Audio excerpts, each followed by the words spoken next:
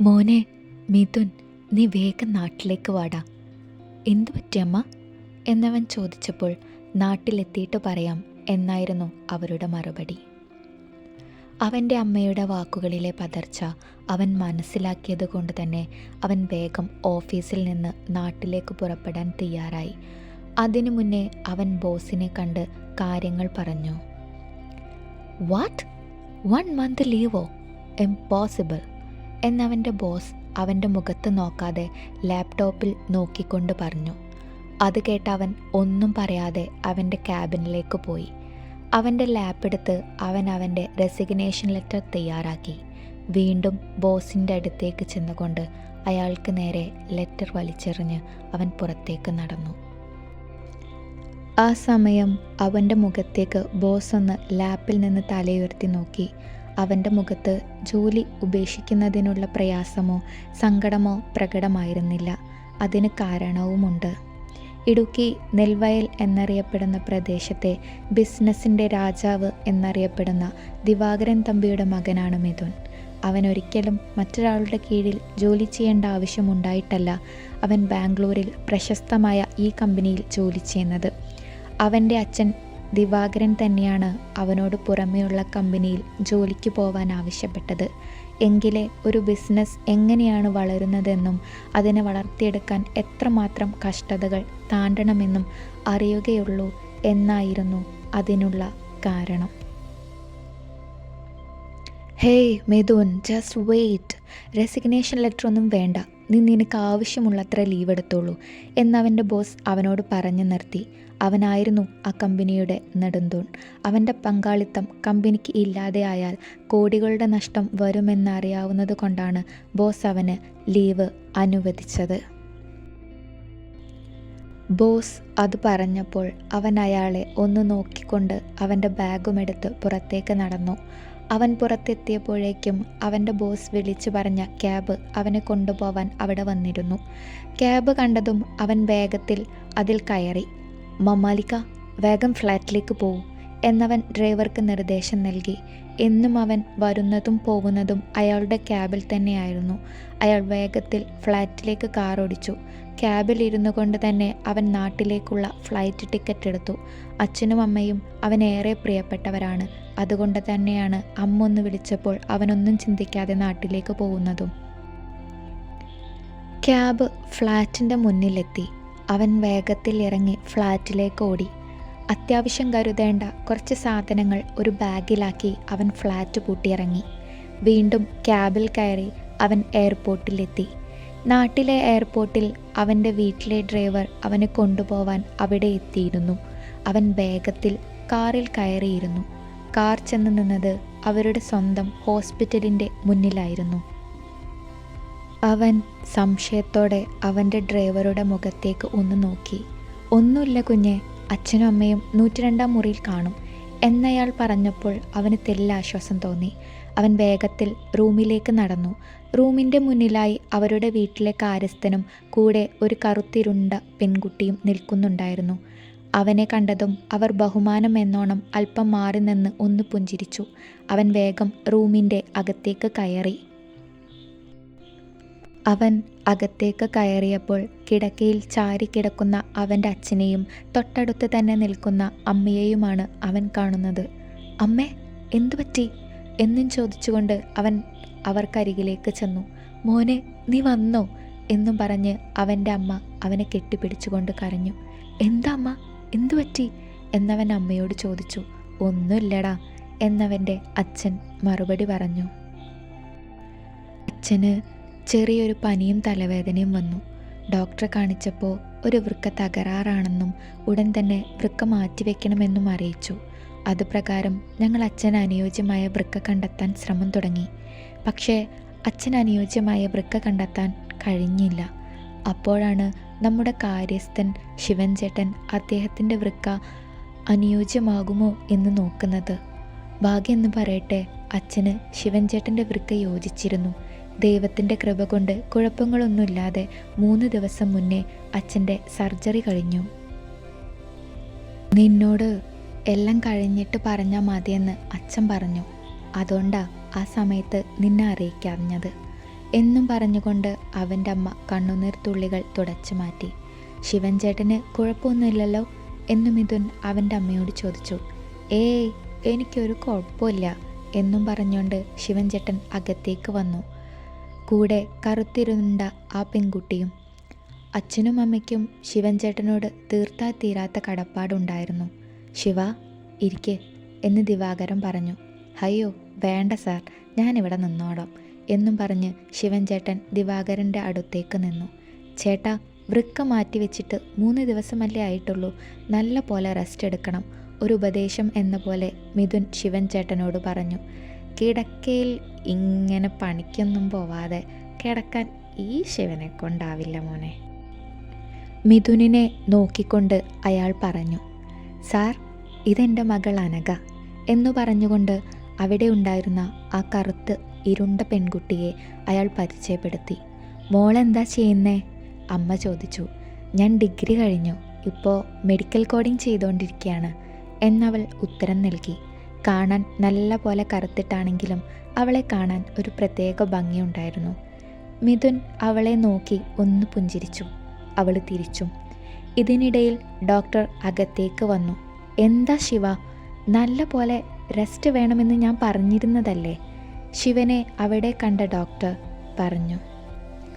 എൻ്റെ പൊന്നു ഡോക്ടറെ, എനിക്കൊരു കുഴപ്പമില്ല, സാറിനെ നല്ല പോലെ നോക്കിയാൽ മതി എന്നും പറഞ്ഞ് ശിവൻ ഒന്ന് ചിരിച്ചു. അയാളോട് പറഞ്ഞിട്ട് കാര്യമില്ല എന്ന് മനസ്സിലാക്കിയ ഡോക്ടർ ദിവാകരൻ്റെ അടുത്ത് ചെന്ന് ചെക്കപ്പ് നടത്തി. ശേഷം ഡോക്ടർ ഡിസ്ചാർജ് നൽകി റൂമിൽ നിന്ന് പുറത്തേക്ക് പോയി. വീട്ടിലേക്ക് പോവാൻ വേണ്ടി അമ്മ എല്ലാ സാധനങ്ങളും ബാഗിലാക്കാൻ തുടങ്ങി. ഇത് കണ്ട അനഘ അവരെ സഹായിക്കാനായി ചെന്നു. വേണ്ട മോളെ, ഇതെനിക്ക് ചെയ്യാവുന്നതേ ഉള്ളൂ എന്നും പറഞ്ഞ് അവർ അവളെ തടഞ്ഞെങ്കിലും അവളൊന്ന് പുഞ്ചിരിച്ചുകൊണ്ട് ഓരോ കാര്യങ്ങളും ചെയ്യാൻ തുടങ്ങി. അവർക്ക് വീട്ടിലേക്ക് പോവാനുള്ള കാർ വന്നു നിന്നു. എല്ലാവരും അതിൽ കയറി, കൂടെ ശിവനും അനഘയും. അല്പസമയത്തിന് ശേഷം വീട്ടിലെത്തി. ആ വീട് കണ്ട് അനഘ ഒന്നമ്പരന്നു. ഇത് വീടല്ല, കൊട്ടാരമാണ് അനഘ മനസ്സിൽ പറഞ്ഞു. ദിവാകരനെ എല്ലാവരും ചേർന്ന് അയാളുടെ മുറിയിൽ കൊണ്ട് കിടത്തി. ശിവ, ദിവാകരൻ വിളിച്ചു. എന്താ സർ എന്നും പറഞ്ഞുകൊണ്ട് അയാൾ ദിവാകരൻ്റെ അടുത്തേക്ക് എത്തി. എന്തു തന്നാലും എത്ര തന്നാലും താൻ ചെയ്ത കാര്യത്തിന് തികയില്ല എന്നറിയാം, പക്ഷേ ഇത് വെച്ചോളൂ എന്നും പറഞ്ഞ് ദിവാകരൻ അയാൾക്ക് നേരെ ഒരു കെട്ട് പണം നീട്ടി. അയ്യോ, എന്താ സാർ ഇത്? ഞാൻ പണം ആഗ്രഹിച്ചിട്ടല്ല സാറിന് എൻ്റെ വൃക്ക നൽകിയത്. സാറിനെ പോലുള്ള ആളുകളെ ഈ നാടിന് ഒരിക്കലും നേരത്തെ നഷ്ടപ്പെട്ടുകൂടാ. അത്രയ്ക്കും നല്ല മനുഷ്യനാണ് സാർ എന്നും പറഞ്ഞ് അയാൾ ആ പണം നിരസിച്ചു.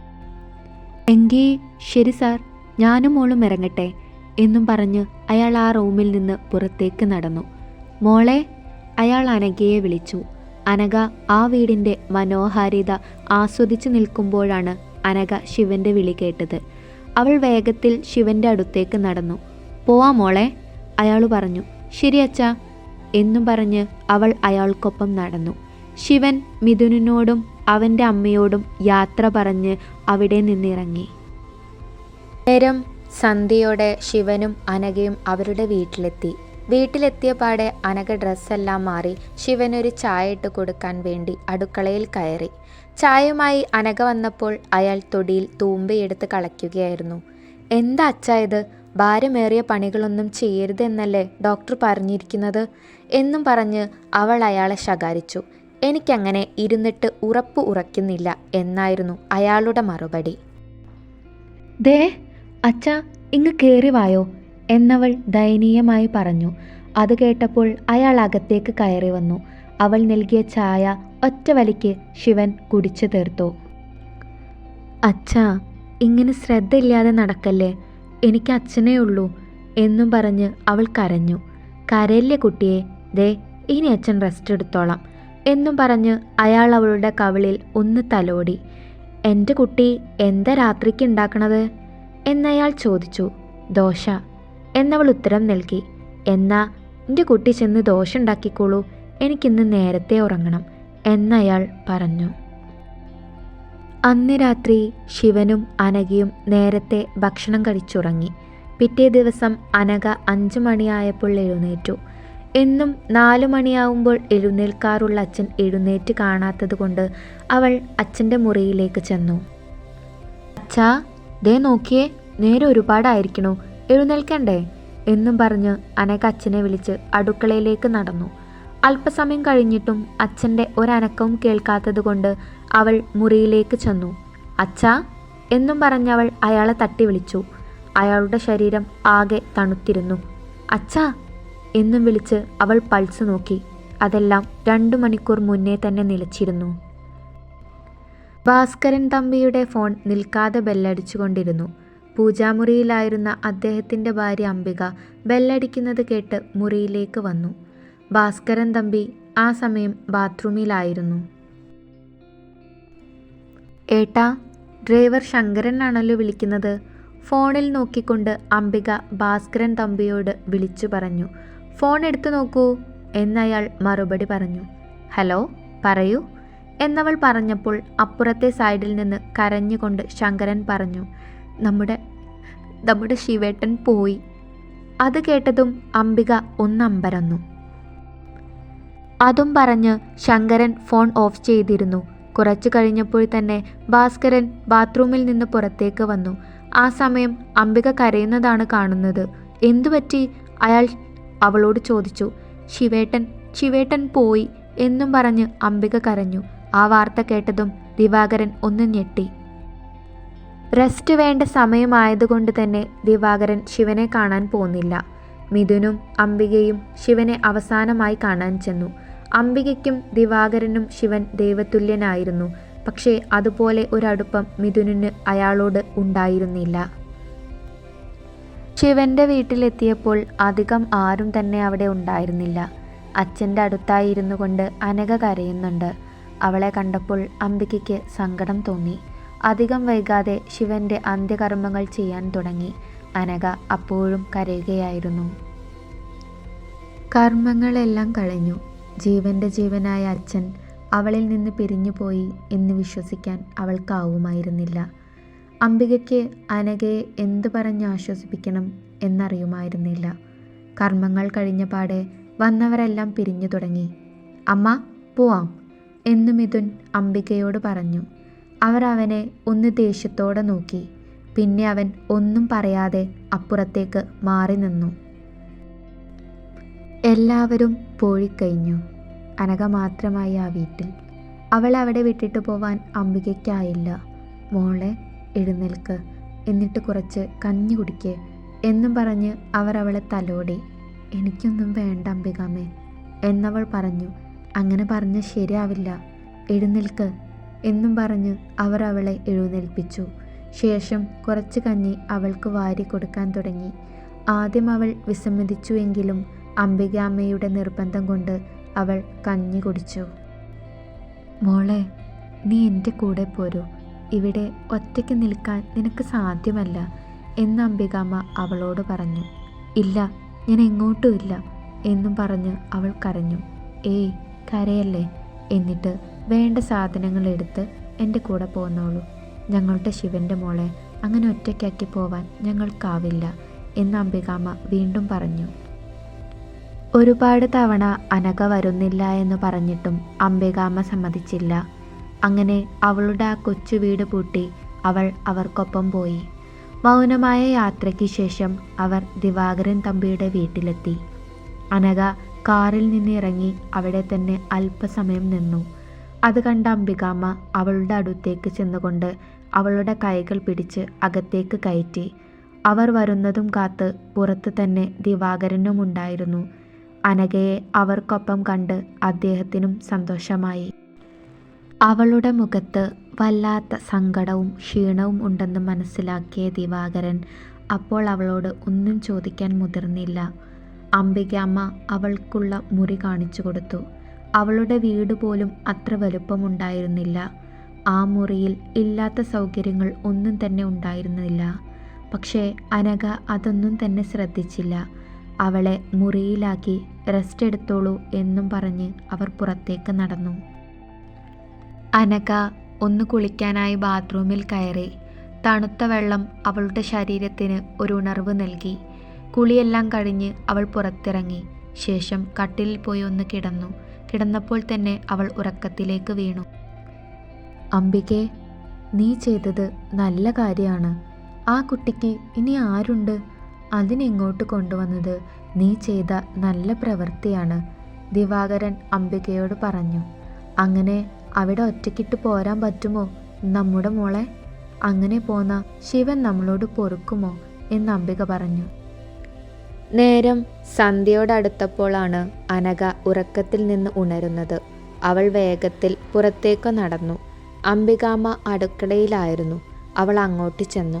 അവളെ കണ്ടതും അവർ ഒരു ഗ്ലാസ് ചായ അവൾക്ക് നൽകി. പുഞ്ചിരിച്ചുകൊണ്ട് അനഘ ചായ വാങ്ങി കുടിച്ചു. രണ്ടുപേർക്കും പരസ്പരം എന്ത് ചോദിക്കണം എന്നറിയുന്നുണ്ടായിരുന്നില്ല. അപ്പോഴാണ് അവിടേക്ക് മിഥുൻ കയറി വരുന്നത്. അവളെ അവൻ കണ്ട ഭാവം നടിച്ചില്ല. സത്യത്തിൽ അവളുടെ കറുത്തിരുണ്ട മുഖം അവനെന്തോ ഇഷ്ടമായിരുന്നില്ല. അവൻ വേഗം ചായമെടുത്ത് ബാൽക്കണിയിലേക്ക് നടന്നു. അനഘയ്ക്ക് ഒരു തരത്തിലുള്ള കുറവും അവിടെ ഉണ്ടായിരുന്നില്ല. പക്ഷേ ഒരിക്കൽ പോലും മിഥുൻ അവളോടൊന്ന് ചിരിക്കുക പോലും ചെയ്തില്ല. മിഥുൻ അവൻ്റെ ജോലി വർക്ക് ഫ്രം ഹോമായി ചെയ്തുകൊണ്ടിരുന്നു. ദിവസങ്ങൾ വീണ്ടും മുന്നോട്ട് സഞ്ചരിച്ചു കൊണ്ടിരുന്നു. ഒരു ദിവസം അംബിക ദിവാകരന് മരുന്ന് കൊടുക്കുന്ന ഇടയിൽ പറഞ്ഞു, അംബികെ, നമുക്ക് മിഥുനിനെ കൊണ്ട് അനഘയെ വിവാഹം കഴിപ്പിച്ചാലോ? അത് കേട്ടതും അവൾക്കും സന്തോഷമായി. സത്യത്തിൽ ഞാനും ഇത് ആഗ്രഹിച്ചിരുന്നു. അവൾ നല്ല കുട്ടിയാ. അവൾക്ക് ആരുമില്ല എന്ന തോന്നലും ഇതോടെ ഇല്ലാതാക്കാൻ പറ്റും എന്ന് അംബികാമ്മ പറഞ്ഞു നിർത്തി. എങ്കിൽ അതിനി വെച്ച് നീട്ടേണ്ട. അവൻ പോകുന്നതിന് മുന്നേ നമുക്കിതങ്ങ് നടത്താം. ശിവൻ നമുക്ക് വേണ്ടി ചെയ്ത കാര്യങ്ങൾ ഓർക്കുമ്പോൾ ഇതൊന്നും ഒന്നുമല്ല എന്ന് ദിവാകരൻ ഒരു ദീർഘനിശ്വാസം എടുത്തുകൊണ്ട് പറഞ്ഞു. അവർ അത് പറഞ്ഞിരിക്കുമ്പോഴാണ് മിഥുൻ അങ്ങോട്ടേക്ക് വരുന്നത്. അച്ഛാ, മെഡിസിനൊക്കെ കഴിച്ചില്ലേ എന്നവൻ ചോദിച്ചു. കഴിച്ചു മോനെ എന്ന് അദ്ദേഹം മറുപടി പറഞ്ഞു. ഞങ്ങൾക്ക് നിന്നോട് പ്രധാനപ്പെട്ട ഒരു കാര്യം പറയാനുണ്ട് എന്ന് അംബികാമ്മ പറഞ്ഞു നിർത്തി. എന്ത് കാര്യം അമ്മ? അവൻ ചോദിച്ചു. നിന്റെ വിവാഹകാര്യമാണ് ഞങ്ങൾക്ക് പറയാനുള്ളത് എന്ന് ദിവാകരൻ പറഞ്ഞു. അത് കേട്ടപ്പോൾ അവൻ്റെ മനസ്സിലേക്ക് നിത്യയാണ് കടന്നു വന്നത്. ഇനി അച്ഛനോടും അമ്മയോടും ഒന്നും മറച്ചു വെക്കേണ്ട, തൻ്റെ ഇഷ്ടം അവരോട് പറയാം എന്നവൻ മനസ്സിൽ ഓർത്തപ്പോഴാണ് അവൻ്റെ അമ്മ പറയുന്നത് അവൻ കേൾക്കുന്നത്. മോനെ, നീ അനഘയെ വിവാഹം കഴിക്കണം. അത് കേട്ടതും അവൻ്റെ മുഖം ദേഷ്യത്താൽ ചുവന്നു. അവൻ്റെ അമ്മയുടെ അടുത്തേക്ക് ചെന്നുകൊണ്ട് അവൻ പറഞ്ഞു, എന്താ അമ്മ ഈ പറയുന്നത്? എനിക്കതിന് സാധ്യമല്ല. വിവാഹം എന്ന് പറയുന്നത് ജീവിതത്തിൽ ആലോചിച്ചെടുക്കേണ്ട തീരുമാനമാണ്. അതൊരിക്കലും പാഴായി പോവാൻ പാടില്ല എന്നും പറഞ്ഞ് അവൻ അമ്മയുടെ കൈകൾ ചേർത്ത് പിടിച്ചു. അതെ, നീ പറഞ്ഞത് ശരിയാണ്. ജീവിതത്തിലെ പ്രധാനപ്പെട്ട തീരുമാനങ്ങളിൽ ഒന്ന് തന്നെയാണ് വിവാഹം. അതൊരിക്കലും പാഴാവാൻ ഞങ്ങളും സമ്മതിക്കില്ല മോനെ. നിനക്കൊരിക്കലും ഈ വിവാഹം കൊണ്ട് ദോഷങ്ങളൊന്നും വരില്ല.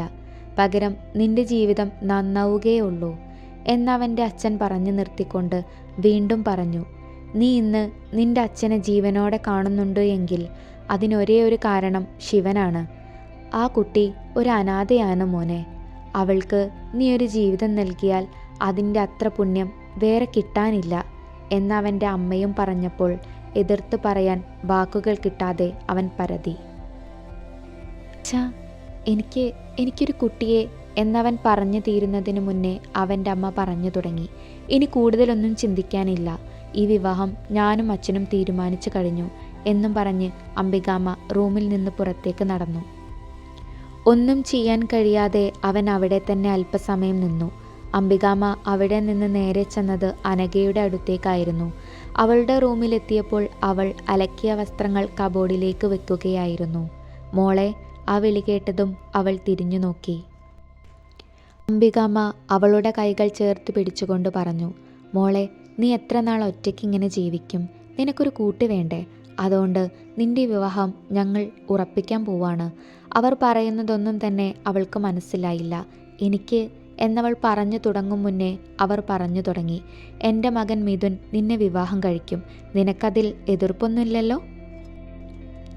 അത് കേട്ടതും അവളൊന്ന് ഞെട്ടി. ഞങ്ങൾ ഈ വിവാഹം ഉറപ്പിക്കാൻ പോവുകയാണ് എന്നും പറഞ്ഞ് അംബികാമ്മ പുറത്തേക്ക് നടന്നു.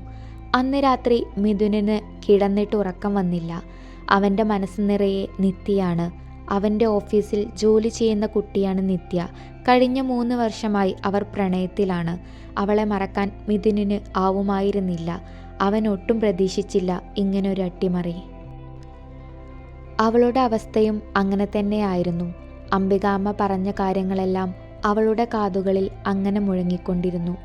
അവൾ കണ്ണാടിയുടെ അടുത്ത് ചെന്ന് നിന്നുകൊണ്ട് അവളുടെ മുഖത്തേക്ക് ഒന്ന് നോക്കിക്കൊണ്ട് പറഞ്ഞു, ഈ കാക്കക്കറുമ്പിയെ അവർ എന്തിനാവും അവരുടെ മകനെ കൊണ്ട് എന്നെ വിവാഹം കഴിപ്പിക്കുന്നത്? എന്നെ അവരുടെ മകന് ഇഷ്ടമായിരിക്കുമോ? നല്ല വെളുത്ത നിറമുള്ള അദ്ദേഹത്തിന് എന്നെ ഭാര്യയായി സ്വീകരിക്കാൻ മടുപ്പൊന്നും തോന്നിയില്ല എന്നു തുടങ്ങി ഒരുപാട് സംശയങ്ങൾ അവളോട് തന്നെ ചോദിച്ചുകൊണ്ടിരുന്നു. പക്ഷേ അവളുടെ ഉള്ളിൽ എവിടെയോ അവനോടുള്ള സ്നേഹമുണ്ടായിരുന്നു. എൻ്റെ ദൈവമേ, ആ കറുത്തിരുണ്ട സാധനത്തെ എൻ്റെ തലയിൽ നിന്ന് ഒന്നൊഴിവാക്കി തരണേ എന്ന് മിഥുൻ മനസ്സിൽ പ്രാർത്ഥിച്ചു കൊണ്ടിരുന്നു. തൻ്റെ നിത്യയാണെങ്കിൽ മാലാഖയെ പോലെയാണ്. പാൽ വെള്ള നിറം, ഒത്ത ശരീരം, എല്ലാം കൊണ്ടും തനിക്ക് ചേരുന്നവൾ. പക്ഷേ മറ്റൊരുത്തി, അവൾ തനിക്ക് ഒട്ടും തന്നെ ചേർച്ചയില്ലാത്തവളാണ് എന്നെല്ലാം അവൻ ചിന്തിച്ചുകൊണ്ട് അങ്ങനെ കിടന്നുറങ്ങിപ്പോയി. നേരം വെളുത്തു. അംബികാമ്മ ഒരു ചുവപ്പ് സാരിയും കുറച്ച് ആഭരണങ്ങളുമായി അവളുടെ മുറിയിലേക്ക് ചെന്നു. കുളി കഴിഞ്ഞു പുറത്തേക്ക് വരുന്ന അവളെ കണ്ടതും അവർ ഇതെല്ലാം ഇട്ടണിഞ്ഞൊരുങ്ങി പുറത്തേക്ക് വരാൻ ആവശ്യപ്പെട്ടു. ഇന്നാണ് നിങ്ങളുടെ വിവാഹം എന്നും പറഞ്ഞ് അവർ മുറിക്ക് പുറത്തേക്ക് നടന്നു. ഇത്ര പെട്ടെന്ന് അവൾ മനസ്സിലോർത്തു. പിന്നീട് അവർ പോയത് മിഥുനിൻ്റെ അടുത്തേക്കാണ്. ഫോൺ എടുത്ത് അവൻ നിത്യയെ വിളിക്കുകയാണ്. പക്ഷേ കിട്ടുന്നില്ല. അവൻ വന്ന അന്ന് തൊട്ട് വിളിക്കുകയാണ് അവളെ. പക്ഷേ കിട്ടുന്നുണ്ടായിരുന്നില്ല. ദേഷ്യത്താൽ അവൻ ഫോൺ കിടക്കയിലേക്ക് എറിഞ്ഞു. ആ സമയമാണ് അവിടേക്ക് അംബികാമ്മ വരുന്നത്. അവരുടെ കയ്യിൽ അവനുള്ള കല്യാണ വസ്ത്രമുണ്ടായിരുന്നു. മോനെ, നീ വേഗം ഈ വസ്ത്രമൊക്കെ ഇട്ട് താഴേക്ക് വാ, ഇന്ന് നിങ്ങളുടെ വിവാഹമാണ്. അത് കേട്ടപ്പോൾ അവനൊന്ന് അമ്പരന്നു. അമ്മേ, എനിക്കൊരു എന്നവൻ പറഞ്ഞപ്പോൾ, വേണ്ട, എനിക്കൊന്നും കേൾക്കണ്ട, ഈ വിവാഹം നടക്കണം.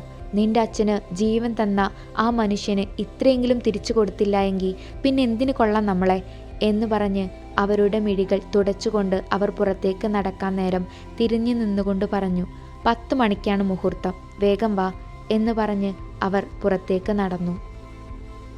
ഒരു വശത്ത് നിത്യ, മറുവശത്ത് അച്ഛൻ്റെയും അമ്മയുടെയും തീരുമാനം. എന്ത് ചെയ്യണമെന്നറിയാതെ അവൻ നിന്നു. നേരം 10 മണി ആവാനായപ്പോൾ അനഘ അണിഞ്ഞൊരുങ്ങി പുറത്തേക്ക് വന്നു. മനസ്സില്ലാ മനസ്സോടെ മിഥുനും.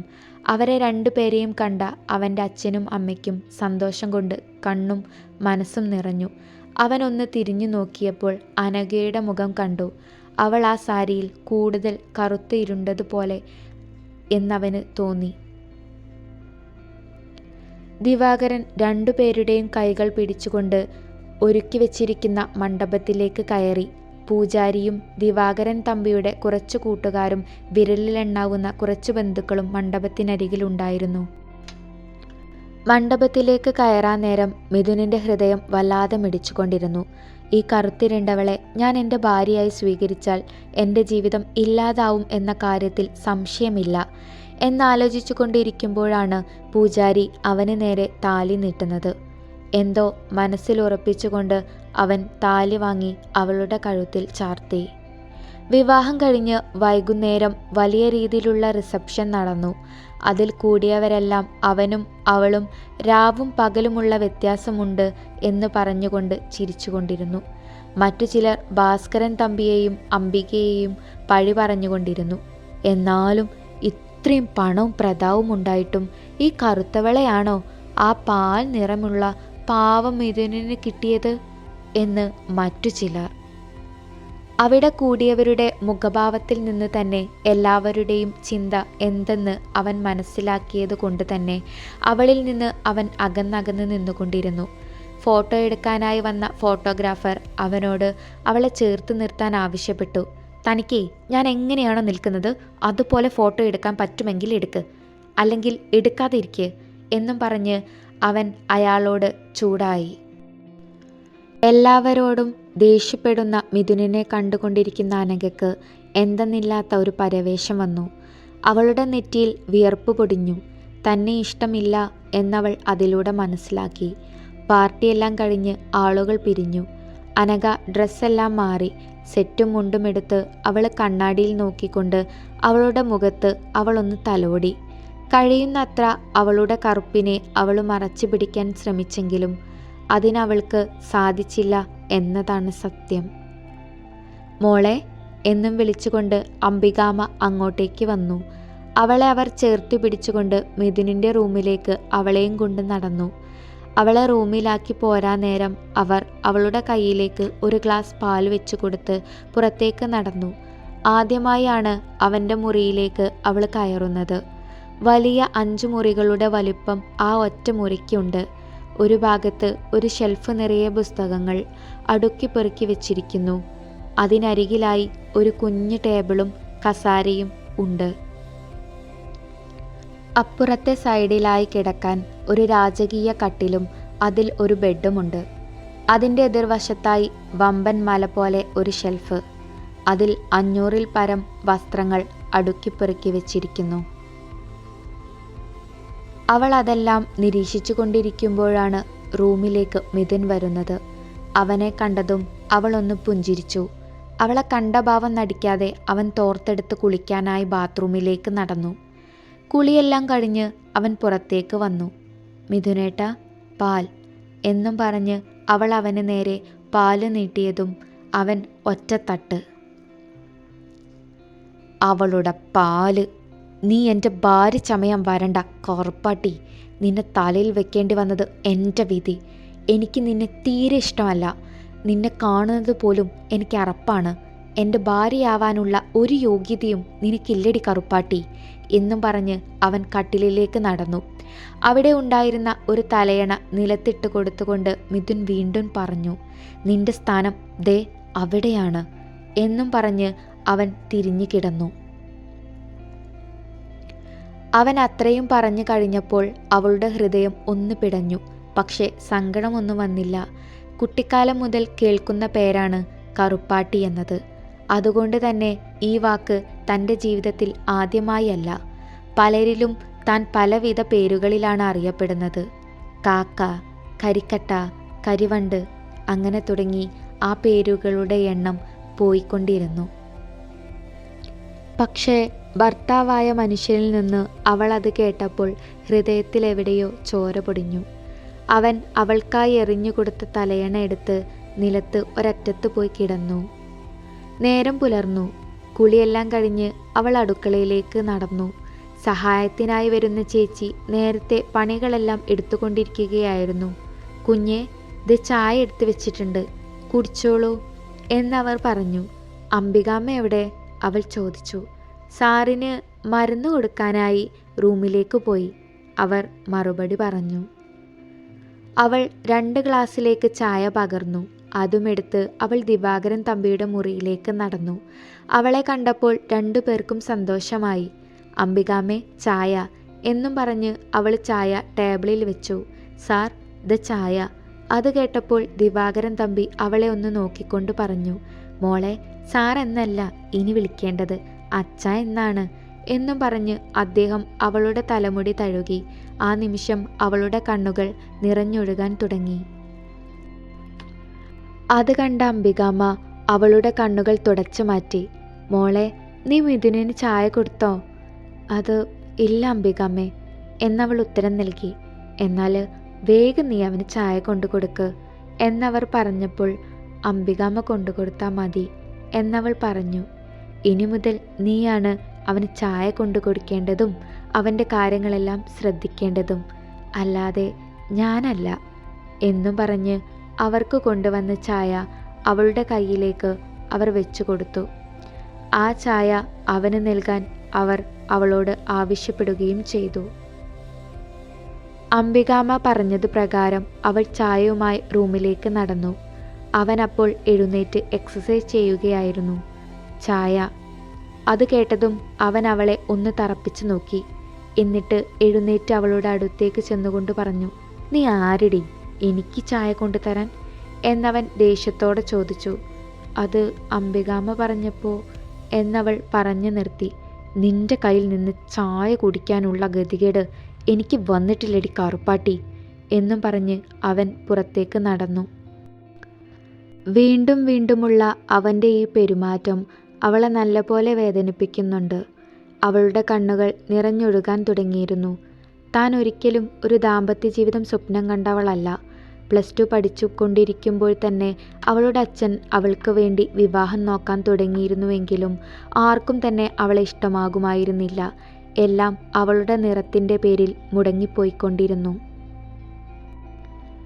തൻ്റെ വിവാഹം അച്ഛൻ്റെ സ്വപ്നമായിരുന്നു. ഇങ്ങനെ ഒരു വിവാഹം അവൾക്ക് ലഭിച്ചപ്പോൾ ഉള്ളിൽ അവളും ഒരുപാട് സ്വപ്നങ്ങൾ നെയ്തു കൂട്ടിയിരുന്നു.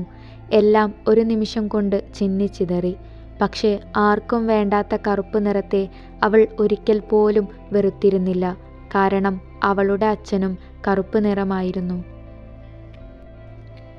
ദിവസങ്ങൾ മുന്നോട്ടു പോയി. അവൻ അവളോടുള്ള ദേഷ്യം കൂടുകയല്ലാതെ കുറഞ്ഞില്ല. അവൻ്റെ മനസ്സിൽ മുഴുവനും നിത്യയും അവളുടെ സൗന്ദര്യവും മാത്രമായിരുന്നു ഉണ്ടായിരുന്നത്. അനഘയെ ഒരിക്കൽ പോലും അവനൊന്ന് നോക്കിയതുപോലുമില്ല. ഒരു ദിവസം രാത്രി ഉറങ്ങാൻ നേരം അനഘ റൂമിലേക്ക് വന്നു. അവളെ കണ്ട മിഥുനിന് ദേഷ്യം വന്നു. ഒരു കാര്യവുമില്ലാതെ അവൻ അവളോട് ദേഷ്യപ്പെടാൻ തുടങ്ങി. നീ കാരണമാടി എൻ്റെ ജീവിതം ഇങ്ങനെയായത് കോർപ്പട്ടി എന്നവൻ പറഞ്ഞപ്പോൾ അവൾക്ക് സങ്കടം സഹിക്കാൻ കഴിഞ്ഞില്ല. നിങ്ങൾക്കെന്നെ ഇഷ്ടമല്ല എങ്കിൽ എന്തിനെന്നെ വിവാഹം കഴിച്ചു? വേണ്ട എന്ന് പറയാമായിരുന്നില്ലേ എന്നവൾ കരഞ്ഞുകൊണ്ട് അവനോട് പറഞ്ഞു. അതിന് എൻ്റെ അച്ഛനും അമ്മയും സമ്മതിക്കണ്ടേ? എൻ്റെ ഇഷ്ടത്തിന് ഒരു വിലയും അവർ തന്നില്ല. അവർ എനിക്ക് പ്രിയപ്പെട്ടതായതുകൊണ്ടാണ് നിന്റെ കഴുത്തിൽ ഈ താലി കിടക്കുന്നത്. പക്ഷേ നിനക്ക് ഈ വിവാഹത്തിൽ നിന്ന് പിന്മാറാമായിരുന്നുവെങ്കിലും നീ അത് ചെയ്തില്ല. നിനക്ക് ഇവിടുത്തെ പണവും പ്രതാവും വേണമായിരുന്നു. അതെങ്ങനെയാ? കോർപ്പാട്ടിക്ക് നല്ല കുടുംബത്തിൽ നിന്നൊന്നും ആലോചന വരില്ല എന്ന് നല്ല പോലെ അറിയാം. അതുകൊണ്ട് എൻ്റെ തലയിൽ അങ്ങ് തൂങ്ങാൻ തീരുമാനിച്ചു. അതല്ലേ സത്യം? അല്ല മിഥുനേട്ട, അതല്ല സത്യം. ഞാൻ ഒരിക്കലും ഈ വിവാഹം ആഗ്രഹിച്ചിട്ടില്ല. അംബികാമ്മ വന്ന് പറഞ്ഞപ്പോഴാണ് ഞാൻ അറിയുന്നത് എന്നും പറഞ്ഞ് അവൾ മുഖം പൊത്തിക്കരഞ്ഞു. ആര് പറഞ്ഞാലും നിനക്ക് ഈ വിവാഹത്തിന് സമ്മതമല്ല എന്ന് നീ പറഞ്ഞിരുന്നുവെങ്കിൽ ഒരിക്കലും അവർ നിന്നെ നിർബന്ധിക്കില്ലായിരുന്നു എന്നും പറഞ്ഞ് അവൻ പുറത്തേക്ക് നടന്നു. അവൻ പറയുന്ന ഓരോ വാക്കും അവളെ വല്ലാതെ വേദനിപ്പിച്ചുകൊണ്ടിരുന്നു. തൻ്റെ ഈ കറുപ്പ് ഒരിക്കലും അവൻ അംഗീകരിക്കില്ല എന്നവൾക്ക് മനസ്സിലായി. എന്ത് തെറ്റ് ചെയ്തിട്ടാ എനിക്കിങ്ങനെയൊക്കെ സംഭവിക്കുന്നതച്ചാ എന്നവൾ അവളുടെ അച്ഛൻ്റെ ഫോട്ടോ നോക്കി വിതുമ്പിക്കൊണ്ട് പറഞ്ഞു. അവളോട് മിഥുൻ കാണിക്കുന്ന ഒരു കാര്യങ്ങളും അവൾ ആരെയും ആ വീട്ടിൽ അറിയിച്ചിരുന്നില്ല. അങ്ങനെ 1 മാസം ആവാറായി മിഥുൻ നാട്ടിൽ വന്നിട്ട്. അവൻ തിരിച്ചു പോവാൻ തീരുമാനിച്ചു. ബാംഗ്ലൂരിലെത്തി നടന്ന കാര്യങ്ങളെല്ലാം നിത്യയോട് പറഞ്ഞ് അവളെ തൻ്റെ ജീവിതത്തിലേക്ക് കൊണ്ടുവരണം എന്നവൻ ആഗ്രഹിച്ചു. നേരെ അവൻ അനഘയുടെ അടുത്തേക്ക് ചെന്നുകൊണ്ട് പറഞ്ഞു, 2 ദിവസം കഴിഞ്ഞാൽ എനിക്ക് തിരിച്ചു പോകണം. അതിനു മുന്നേ എനിക്ക് നിന്നോട് കുറച്ച് കാര്യങ്ങൾ പറയാനുണ്ട്. പറഞ്ഞോളൂ മിഥുനേട്ടാ എന്നവൾ പറഞ്ഞു. ഞാൻ ജോലി ചെയ്യുന്നിടത്ത് എനിക്കൊരു അഫെയർ ഉണ്ട്. അവളുടെ പേര് നിത്യ എന്നാണ്. അവൾ നിന്നെപ്പോലെ കറുപ്പല്ല, നല്ല തൂവെള്ള നിറമാണ്.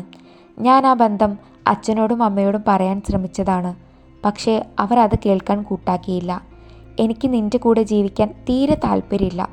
സോ നീ ഈ ബന്ധം ഒഴിഞ്ഞു തരണം. പക്ഷേ ഈ വിവരം ഇവിടെ ആരും അറിയരുത്. അതിന് ഞാനൊരു വഴി കണ്ടുവച്ചിട്ടുണ്ട്. എന്തെന്നാൽ നിനക്ക് ബാംഗ്ലൂരിൽ ഞാനൊരു ജോലി റെഡിയാക്കിയിട്ടുണ്ടെന്നും നിന്നെ എൻ്റെ കൂടെ ഞാൻ കൊണ്ടുപോവുകയാണെന്നും ഞാൻ കള്ളം പറയും. എന്നിട്ട് നമ്മൾ 2 പേരും ഇവിടെ നിന്ന് ബാംഗ്ലൂരിലേക്ക് പോവും. ഞാൻ ബാംഗ്ലൂരിലെത്തിയാൽ നിത്യയും വിവാഹം കഴിച്ച് ജീവിക്കും. നിനക്കൊരു ജോലിയും കുറച്ചധികം പണവും ഞാൻ ഏർപ്പാടാക്കിയിട്ടുണ്ട്. കൂടെ നിനക്ക് ബാംഗ്ലൂരിൽ എൻ്റെ ഫ്ലാറ്റിൻ്റെ അപ്പുറത്തായി ഒരു ഫ്ലാറ്റ് ഞാൻ വാങ്ങിയിട്ടുണ്ട് നിനക്ക് താമസിക്കാൻ. എങ്ങാനും അച്ഛനും അമ്മയും അങ്ങോട്ടേക്ക് വരികയാണെങ്കിൽ നിന്നെ ഞാൻ വിളിക്കും. അപ്പോൾ നീ വരണം, എൻ്റെ ഭാര്യയായി അവർക്ക് മുന്നിൽ അഭിനയിക്കും. അവൻ അത്രയും പറഞ്ഞു കഴിഞ്ഞപ്പോഴേക്കും അവൾ ആകെ തളർന്നു പോയിരുന്നു. പക്ഷേ അതൊന്നും തന്നെ അവൻ്റെ മുന്നിൽ അവൾ കാണിച്ചില്ല. താൻ കാരണം അവന് അവൻ്റെ നല്ല ജീവിതം ഇല്ലാതെ ആവരുത് എന്നവൾക്ക് നിർബന്ധമുള്ളത് കൊണ്ട് തന്നെ അവൻ്റെ മുഖത്ത് നോക്കിക്കൊണ്ട് അവൾ പറഞ്ഞു, ഞാൻ എപ്പോഴാ റെഡി ആവേണ്ടത് എന്ന് പറഞ്ഞാൽ മതി എന്നും പറഞ്ഞ് ഒന്ന് പുഞ്ചിരിച്ചുകൊണ്ട് അവൾ പുറത്തേക്ക് നടന്നു. ആരും കാണാതെ അവൾ ഒറ്റയ്ക്കിരുന്ന് ഒരുപാട് നേരം കരഞ്ഞുകൊണ്ടിരുന്നു. താനും തൻ്റെ കറുപ്പും മിഥുനേട്ടൻ്റെ ജീവിതത്തിൽ ഒരു തടസ്സമാവില്ല എന്നവൾ കരഞ്ഞുകൊണ്ട് പറഞ്ഞു. ശേഷം കണ്ണുകൾ തുടച്ച് അവൾ പഴയതുപോലെ എല്ലാവരോടും പെരുമാറാൻ അഭിനയിച്ചു കൊണ്ടിരുന്നു. എങ്കിലും ചില നേരങ്ങളിൽ അവൾക്ക് നിയന്ത്രണം വിട്ടുപോവും. അപ്പോൾ എല്ലാം അവൾ ആരും കാണാതെ പോയി കരയും. ഇത്ര പെട്ടെന്ന് പോണോ മോനെ? മോളുടെ കൂടെ നിന്ന് കൊതി തീർന്നില്ല ഞങ്ങൾക്ക് എന്ന് ദിവാകരൻ തമ്പിയും അംബികാമ്മയും മിഥുനോട് പറഞ്ഞു. പോവണമ്മ, ഓഫീസിലെല്ലാം താളം തെറ്റിക്കിടക്കാണ്. മാത്രമല്ല അവൾ മെഡിക്കൽ കോഡിങ് കഴിഞ്ഞതല്ലേ, അതുകൊണ്ട് അവൾക്ക് നല്ല ജോലിയും തരപ്പെട്ടിട്ടുണ്ട്. മാത്രമല്ല അവളില്ലാതെ എനിക്ക് പറ്റുകയില്ല എന്നും പറഞ്ഞ് അവൻ അവളുടെ മുഖത്തേക്കൊന്ന് നോക്കി. എന്നിട്ട് പറഞ്ഞു, അനഘ, രാത്രി 8-നാണ് ഫ്ലൈറ്റ്. എല്ലാം റെഡിയാക്കി വെച്ചില്ലേ? ആ, വെച്ചു എന്നവൾ ഉത്തരം നൽകി. അങ്ങനെ അവർ രണ്ടുപേരും പോവാൻ വേണ്ടി റെഡിയായി വന്നു. അവൻ്റെ അച്ഛനും അമ്മയ്ക്കും ഒരുപാട് സങ്കടമുണ്ട് അവർ പോകുന്നതിൽ. അവരുടെ സാധനങ്ങളെല്ലാം ഡ്രൈവർ കാറിലേക്ക് വെച്ചു. ഇറങ്ങട്ടെ അമ്മ എന്നവൻ യാത്ര ചോദിച്ചു. പോയി വാ മക്കളെ എന്നും പറഞ്ഞ് അച്ഛനും അമ്മയും അനഘയെ കെട്ടിപ്പിടിച്ചുകൊണ്ട് കരഞ്ഞു. അങ്ങനെ നീണ്ട സമയത്തെ യാത്രയ്ക്ക് ശേഷം അവർ ബാംഗ്ലൂരിലെത്തി. ആ സമയങ്ങളിലൊന്നും തന്നെ അവളോട് അവൻ ഒന്നും മിണ്ടിയതുപോലുമില്ല. അവൾക്കൊന്നും അവനോട് ചോദിക്കാനും പറയാനും ഉണ്ടായിരുന്നില്ല. അവൻ്റെ ജീവിതത്തിൽ തനിക്ക് ഒരു വേലക്കാരിയുടെ സ്ഥാനം പോലും ഇല്ല എന്നവൾക്ക് അറിയാവുന്നത് കൊണ്ടാവാം അവൾക്ക് ഒന്നും ചോദിക്കാനോ പറയാനോ ഇല്ലാഞ്ഞത്. അവിടെ നിന്ന് ഒരു ടാക്സി പിടിച്ച് അവൻ ആദ്യം അവളുടെ ഫ്ലാറ്റിലേക്കാണ് പോയത്. അവിടെ എത്തി ഒരു ചെക്കും ഫ്ലാറ്റിൻ്റെ താക്കോലും അവൾക്ക് നേരെ അവൻ നീട്ടിക്കൊണ്ട് പറഞ്ഞു, ഇനി മുതൽ ഇവിടെയാണ് നിന്റെ താമസം. ഞാൻ ദേ അപ്പുറത്തെ ഫ്ലാറ്റിലും എന്ന് പറഞ്ഞ് അവൻ അവൻ്റെ ഫ്ലാറ്റ് കാണിച്ചു കൊടുത്തു. ദാ ഇത് വെച്ചോ, ഫ്ലാറ്റിൻ്റെ കീയും ബ്ലാങ്ക് ചെക്കുമാണ്. ചെക്ക് എനിക്ക് വേണ്ട എന്ന് പറഞ്ഞ് അവൾ നിരസിച്ചു. പക്ഷേ അവൻ അത് അവിടെയുള്ള ടേബിളിൽ വെച്ചു. കൂടെ അവൻ്റെ കാർഡും. ദാ ഇവിടെ ഈ നിമിഷം നമ്മൾ തമ്മിലുള്ള ബന്ധം തീർന്നു. പിന്നെ തൻ്റെ ജോബ് ഡീറ്റെയിൽസും ലൊക്കേഷനുമെല്ലാം ഞാൻ ഈ ഫയലിൽ വെച്ചിട്ടുണ്ട് എന്നും പറഞ്ഞ് ഒരു ഫയൽ അവൾക്ക് നേരെ അവൻ നീട്ടി. അവൾ അത് വാങ്ങി. അപ്പോൾ ശരി, ഇനി തനിക്ക് തൻ്റെ വഴി, എനിക്ക് എൻ്റെ വഴി എന്നും പറഞ്ഞ് അവൻ തിരിഞ്ഞു നടന്നു. അവൾ ഫ്ലാറ്റിൻ്റെ ഡോർ തുറന്ന് അകത്തേക്ക് കയറി. എല്ലാ സൗകര്യങ്ങളും അടങ്ങുന്ന ഒരു ഫ്ലാറ്റ്. തൻ്റെ പുതിയ ജീവിതം ഇവിടെ തുടങ്ങുകയായി എന്നവൾ മനസ്സിലോർത്തു. ശേഷം ഒന്ന് കുളിച്ച് ഫ്രഷായി അവളൊന്ന് ഉറങ്ങി. മിഥുൻ അവൻ്റെ ഫ്ലാറ്റ് തുറന്ന് അകത്തേക്ക് കയറി. എല്ലാം വൃത്തിയാക്കി വെച്ചിട്ടുണ്ട്. അവൻ വിളിച്ചു പറഞ്ഞത് പ്രകാരം അവൻ്റെ കമ്പനിയിൽ തൂപ്പുജോലിക്ക് നിൽക്കുന്നവരാണ് വൃത്തിയാക്കിയത്. അവൻ വേഗത്തിൽ ഫോണെടുത്ത് നിത്യയെ വിളിച്ചെങ്കിലും അവൾ ഫോണെടുത്തില്ല. അവളെ കാണാൻ അവൻ്റെ മനം വല്ലാതെ കൊതിക്കുന്നുണ്ടായിരുന്നു. അവനും ഒന്ന് കുളിച്ച് ഉറങ്ങാൻ കിടന്നെങ്കിലും ഉറക്കം വന്നില്ല. അറിയാതെ അവൻ ഉറങ്ങിപ്പോയി. രാവിലെ 9 മണിയാവാൻ നേരം അവൻ ഞെട്ടി ഉണർന്നു. നേരം വൈകി എന്നവന് മനസ്സിലായി. വേഗം കുളിച്ച് ഫ്രഷായി ഫയലുകളും എടുത്ത് അവൻ താഴേക്ക് നടന്നു. അവനെ കാത്ത് അവൻ്റെ ക്യാബിനുണ്ടായിരുന്നു. അവൻ വേഗം ക്യാബിൽ കയറി. ഓഫീസിൽ എത്തിയ പാടെ അവൻ തിരക്കിയത് നിത്യയെയാണ്. അവൾ അവിടെ നിന്ന് ജോലി രാജിവെച്ച് വേറൊരു കമ്പനിയിലേക്ക് പോയി എന്നവൻ അറിഞ്ഞു. അവൾ മാറിപ്പോയ ഓഫീസിലെ ഡീറ്റെയിൽസ് എല്ലാം എടുത്തുകൊണ്ട് അവൻ അവളെ കാണാനായി അവിടേക്ക് ചെന്നു. പക്ഷേ അവൾ അവിടെ ഉണ്ടായിരുന്നില്ല. ഒരു മീറ്റിങ്ങിന് വേണ്ടി ബോസിൻ്റെ കൂടെ അടുത്തുള്ള 5 സ്റ്റാർ ഹോട്ടലിലേക്ക് പോയി എന്നറിഞ്ഞവൻ അവിടേക്ക് ചെന്നു. മീറ്റിംഗ് റൂം അവിടെ ഉണ്ടായിരുന്ന സ്റ്റാഫിനോട് അന്വേഷിച്ച് അവൻ റൂമിലേക്ക് ചെന്നു. റൂം ലോക്ക് അല്ലായിരുന്നു. അവൻ റൂമിലേക്ക് കയറി. അവിടെ അവൻ കണ്ട കാഴ്ച അവനെ വല്ലാതെ തളർത്തി. അവളും അവൻ്റെ ബോസും ലിപ് ലോക്ക് ചെയ്യുന്നതാണ് അവൻ കാണുന്നത്. നിത്യ, അവൻ ദേഷ്യത്തോടെ വിളിച്ചു. അവനെ കണ്ടതും അവൾ അവനെ ഒന്ന് പുച്ഛത്തോടെ നോക്കി. എന്തു വേണം? അവൾ ചോദിച്ചു. എടി, നീ എന്താ ഈ ചെയ്തത് എന്ന് നിനക്കറിയോ? ഓ, അതാണോ? എൻ്റെ ബോസ് ഒരു ലണ്ടൻകാരനാണ്. അദ്ദേഹത്തിന് ഒരു കൊതി. ഈ മലയാളി പെൺകുട്ടിയുടെ ചുണ്ടിൻ്റെ മധുരം അറിയാൻ. മാത്രമല്ല, അദ്ദേഹത്തിന് എന്നെ നല്ല പോലെ ഇഷ്ടപ്പെട്ടിട്ടുണ്ടെന്ന് അദ്ദേഹം പറഞ്ഞത്. ഒരു ഹോട്ടലിൽ വെച്ചാണ് ഇദ്ദേഹത്തെ പരിചയപ്പെടുന്നത്. പൂത്ത കാശുള്ള മുതലാണ്. ഞങ്ങൾ കൂടുതലെടുത്തപ്പോൾ എന്നെ വിവാഹം കഴിക്കാൻ ആഗ്രഹമുണ്ടെന്ന് എന്നോട് പറഞ്ഞു. ഞാനും അത് നിരസിച്ചില്ല. ഇദ്ദേഹത്തിന് മലയാളമൊന്നും അറിയില്ല. അതുകൊണ്ട് ഇങ്ങനെയൊക്കെ പിടിച്ചു നിന്നു. പിന്നെ എൻ്റെ ടെൻഷൻ നിന്നെ എങ്ങനെ ഒഴിവാക്കും എന്നായിരുന്നു. അപ്പോഴാ നിന്റെ വിവാഹം കഴിഞ്ഞ കാര്യം ഞാൻ അറിഞ്ഞത്. പിന്നെ ഒന്നും നോക്കിയില്ല, ഇങ്ങു പോന്നു. എനിക്ക് പണമാണ് മുഖ്യം. എൻ്റെ ഈ തൊലിവെളുപ്പിൽ അദ്ദേഹം അങ്ങ് വീണു. നിന്നേക്കാൾ പണമുണ്ട് ഇദ്ദേഹത്തിന്, സോ യു ക്യാൻ ഗോ. അവൾ അത്രയും പറഞ്ഞു തീർന്നപ്പോഴേക്കും അവളുടെ കരണത്ത് അവൻ്റെ കരങ്ങൾ പതിഞ്ഞു. എടി വഞ്ചകി, നിനക്ക് വേണ്ടി ഞാൻ എന്തെല്ലാം. അവളെ തല്ലിയത് കണ്ട് അവളുടെ ബോസിൻ്റെ ബോഡി ഗാർഡ്സ് അവനെ ഇഞ്ചി ചതയ്ക്കുന്നത് പോലെ ചതച്ചു. എന്നിട്ട് വണ്ടിയിൽ കയറ്റി അവർ അവനെ റോഡ് സൈഡിൽ കൊണ്ടു കളഞ്ഞു. ഇതേ സമയം അനഘ അവളുടെ ജോലിസ്ഥലം അന്വേഷിച്ച് നടക്കുമ്പോഴാണ് റോഡിൽ കിടക്കുന്ന മിഥുനിനെ കാണുന്നത്. അവൾ വേഗം ചെന്ന് അവനെ തട്ടി വിളിച്ചെങ്കിലും അവൻ പ്രതികരിച്ചില്ല. അവൾ വേഗം ഒരു ഓട്ടോ പിടിച്ച് അവനെ അതിൽ കയറ്റി ഹോസ്പിറ്റലിലേക്ക് വിട്ടു. ഏതാനും മണിക്കൂറുകൾക്ക് ശേഷം അവൻ കണ്ണുകൾ തുറന്നു.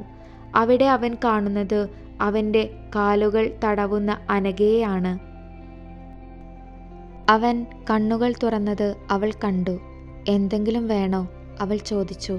വേണ്ട എന്നവൻ ഉത്തരം നൽകി. ആ സമയം ഡോക്ടർ വന്നു. പേടിക്കാനൊന്നുമില്ല, പക്ഷേ കാലിനും കയ്യിനും ചതവുണ്ട്. ഇന്ന് തന്നെ വീട്ടിൽ പോവാം എന്നും പറഞ്ഞ് ഡോക്ടർ പുറത്തേക്ക് പോയി. അവനെയും കൊണ്ട് അവൾ അവൻ്റെ ഫ്ലാറ്റിലേക്ക് പോയി. അവനെ പിടിച്ച് കിടക്കയിൽ കിടത്തി. നേരെ അടുക്കളയിൽ ചെന്ന് അവന് കുറച്ച് കഞ്ഞി ഉണ്ടാക്കാൻ തുടങ്ങി. ഞാൻ അവളുടെ സൗന്ദര്യം കണ്ടായിരുന്നു പ്രണയിച്ചത്. അവൾ എന്നെ എൻ്റെ പണം കണ്ടിട്ടും. എന്തൊരവസ്ഥ, അവൻ മനസ്സിലോർത്തു. അപ്പോഴേക്കും അനഘ കഞ്ഞിയുമായി വന്നു.